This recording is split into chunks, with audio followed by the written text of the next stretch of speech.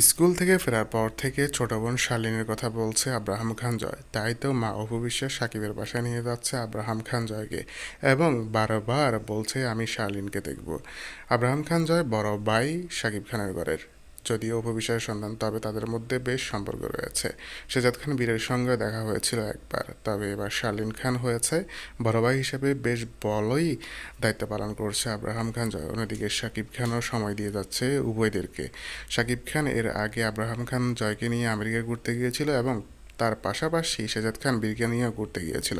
সব মিলিয়ে দুর্দান্ত পারিবারিক কম্বিনেশন দেখা যাচ্ছে তাদের মধ্যে, এবং কি বেশ ভালোই চলছে তাদের মধ্যে সুন্দর সম্পর্ক। শাকিব খানের বড় পুত্র আব্রাহাম খান জয়কেও বেশ সুন্দর লাগছে সিটে বসে আনন্দ করতে, কারণ বোনের ব্যাপারে কথা বললেই সে খুশি হয়ে যায়।